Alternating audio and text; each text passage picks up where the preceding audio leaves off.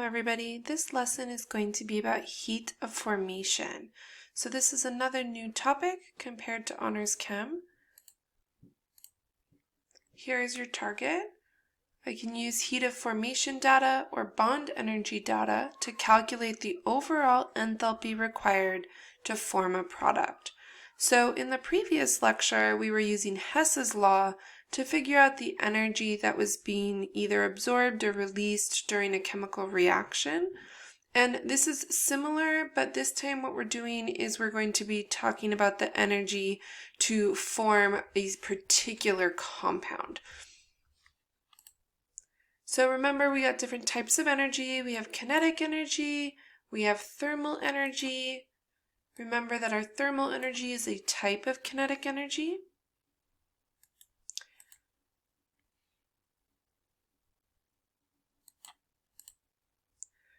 Now, formation reactions are chemical reactions, but they're a specific type of chemical reaction.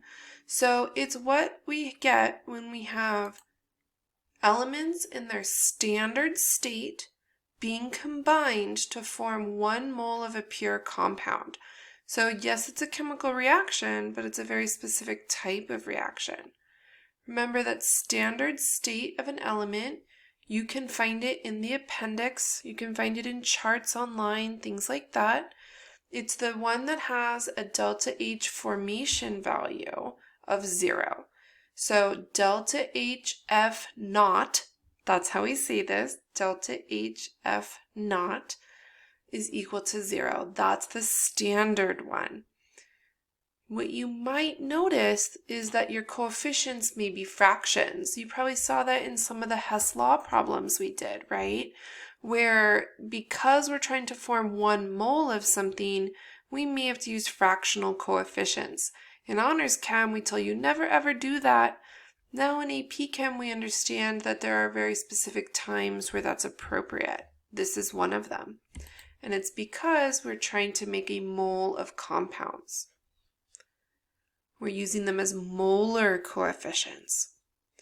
So when we want to write a formation reaction for something like carbon monoxide, what you're going to do is you're going to kind of do it in some steps. You're going to first take the simplest elements and make them combine to form your product.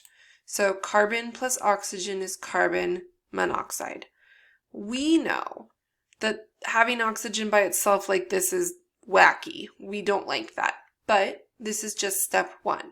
So step 1 is to put the elements and then coming together to make the product that we're interested in.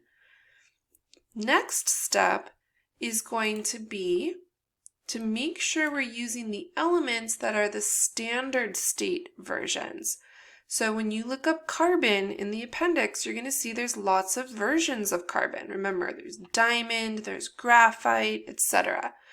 You will notice that the one that has delta HF naught as 0 is graphite.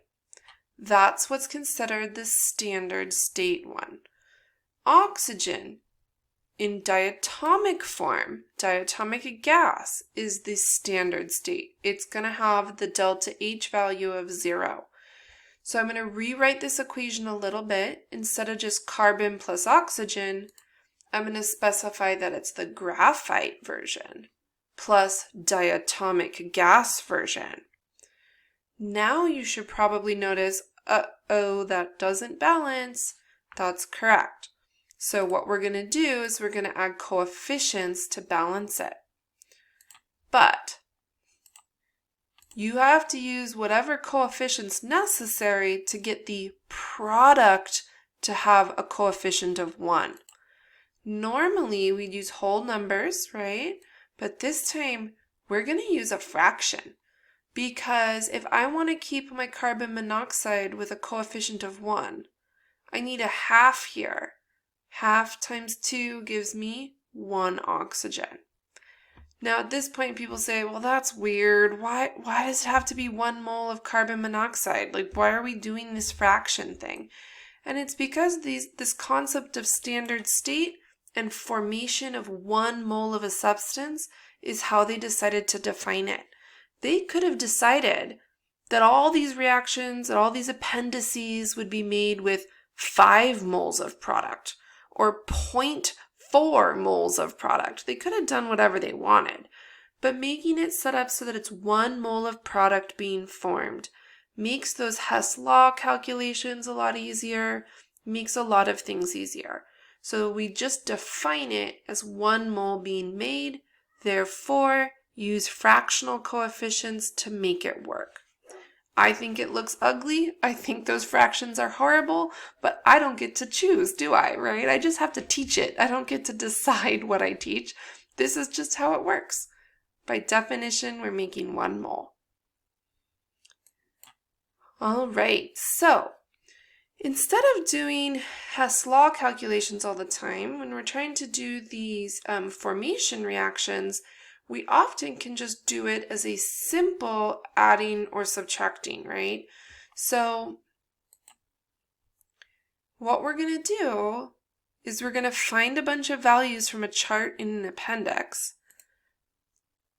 and we're going to realize that the enthalpy delta H naught for what we're interested in is going to be the sum of all the little formation pieces along the way. So we end up with what looks like a crazy reaction, a crazy equation. Don't panic, okay? The enthalpy change that we're interested in is going to be the sum of whatever coefficients we have, however many moles we have, of the enthalpy of all the products, minus the sum of all the moles of enthalpy of all our reactants, okay? So you're going to do all your product enthalpies minus all your reactants. Ending minus starting, just like normal. That's what delta means, right? Is a difference. So let's give it a try. Instead of being given equations in a chart like Hess law, you're given individual substance values. People tend to like heat of formations much better than Hess law, right? So if I look at this, I have the enthalpy it took to form 1 mole of methane.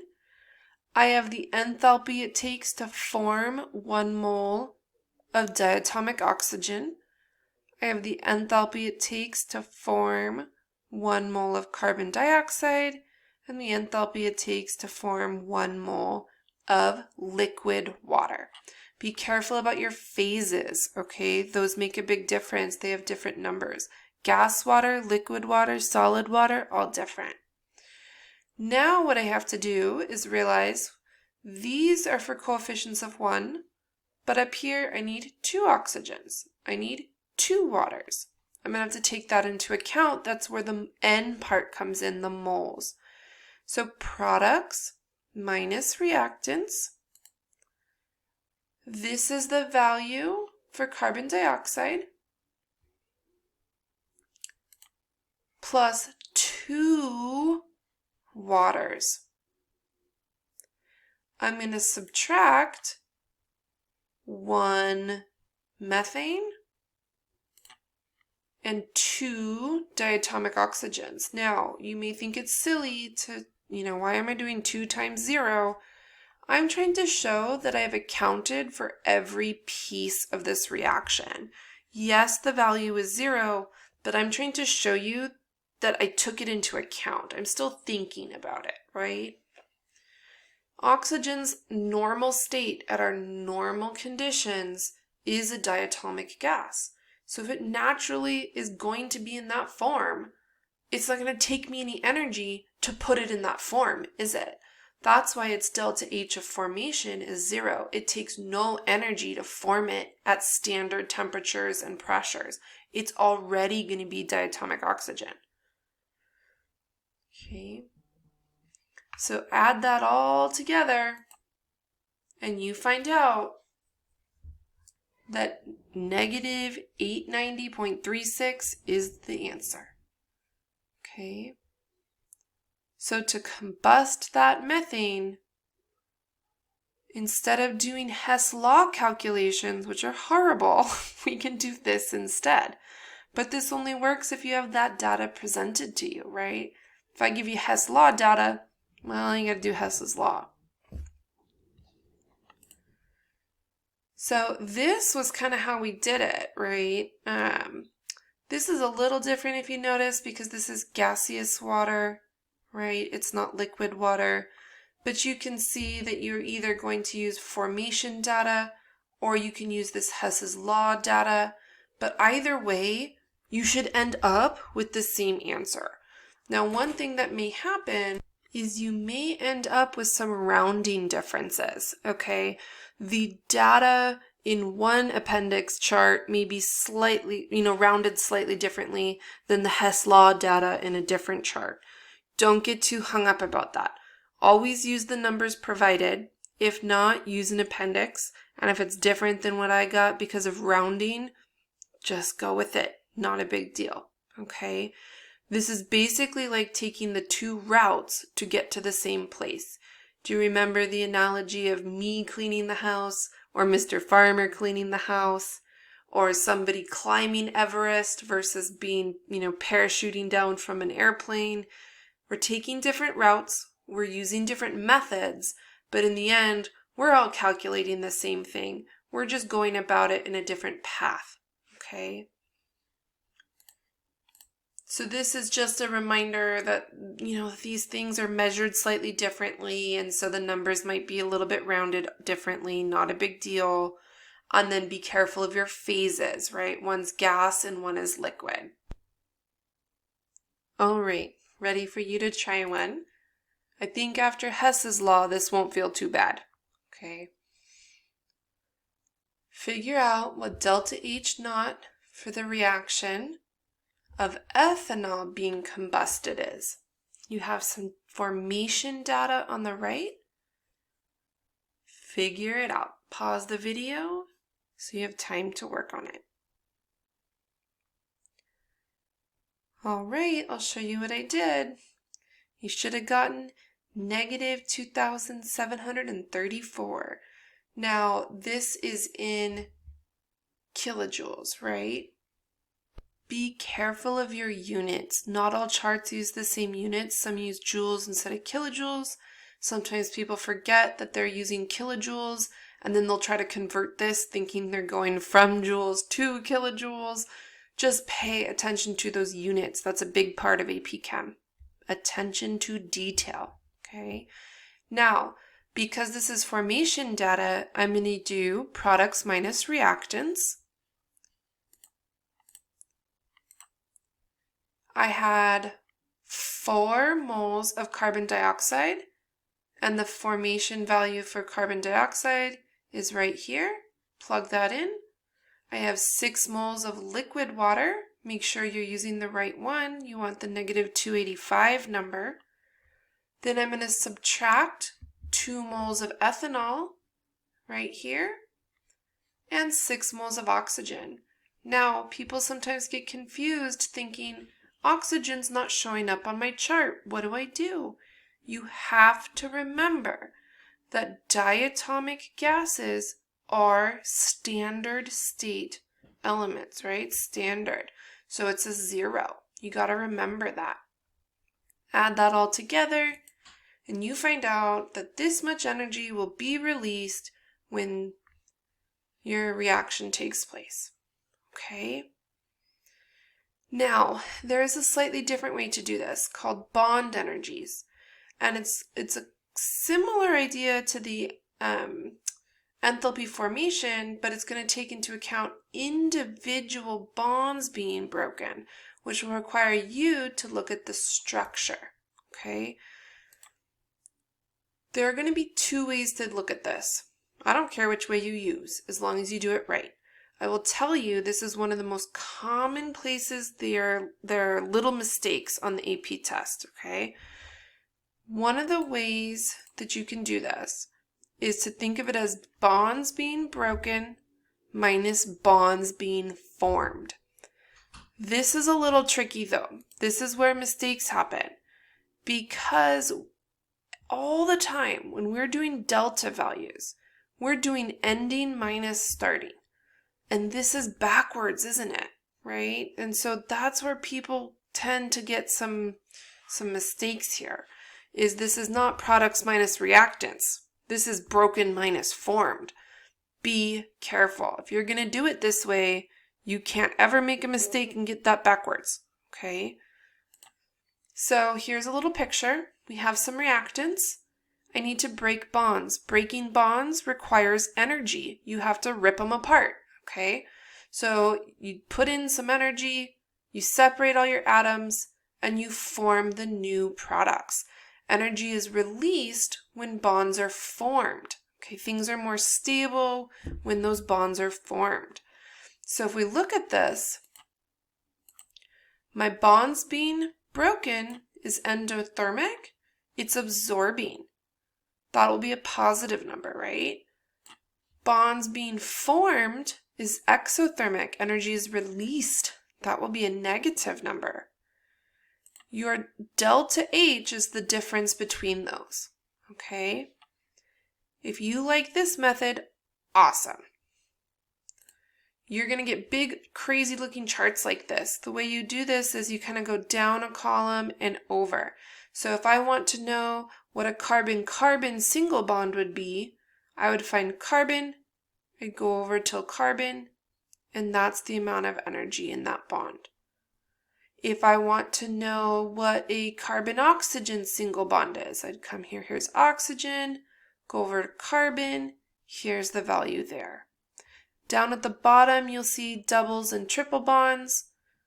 Okay, so if we want to do broken minus formed, and this is our reaction, I need to think, okay, I'm going to break a hydrogen bond, but I have two of them. I'm going to break an oxygen bond, but this is a double bond. I have to know my Lewis structures, don't I? So I'm breaking those things. I'm going to make a hydrogen-oxygen bond, another hydrogen-oxygen bond, and I have two molecules, right? So that's 4 bonds being made. Do yourself a favor. Sketch out some Lewis structures if you have to. Don't make a mistake because you had the wrong structure. Now you use your chart. Okay, here's a hydrogen-hydrogen being broken. Down here is an oxygen double bond being broken. Here is an oxygen-hydrogen bond being formed. I have 2 hydrogen bonds, 1 oxygen double bond, 4 hydrogen-oxygen bonds, and that comes together to give me this value. It's negative, so it's exothermic. Making water is an exothermic process. I just cannot caution you enough that this broken minus formed, people get backwards all the time. So I'm begging you, if you're going to use this method, you got to absolutely remember broken minus formed. Okay? Here's how I like to do it. This is my preferred method. I remember that breaking a bond takes energy. Therefore, energy is absorbed, it's a positive. Takes to break. Forming a bond is exothermic, energy is released. Free the energy to form, okay? Take to break, free to form. It's a little, rhythm that I have in my brain that helps me. So what I do is it doesn't matter if it's broken or formed first. It doesn't matter. If something is being broken, I give it a positive sign. If something is being formed, I give it a negative sign. So these are the bonds that are being broken and made. Just like before, we have the same values from the chart. I just think, okay, hydrogen is being broken, that's a positive. Oxygen double bond is being broken, that's a positive. 4 of these hydrogen-oxygen bonds are being formed, those are negative, and I add them together. You get the same answer. It doesn't matter which way you do it. Do whichever way feels safer to you, okay? I like the second way because it also, to me, shows conceptually, you understand, it takes energy to break a bond. Energy is released when you form a bond. Those are very important concepts that AP Chem likes to check whether or not you understand. So this reinforces that concept. If you do the first way, where you're doing your subtraction, bonds broken, minus formed, that's not showing you understand endo and exo part of this, okay? So just some thoughts about that. All right, I hope that feels a little bit easier than Hess's law. Hopefully that feels like a little bit of a break. Hopefully you can see that it's yet one more way to figure out the energy involved in various chemical reactions. All we're doing is trying to figure out different techniques to come to the same answer. All right, that's it. I hope that was helpful. Bye.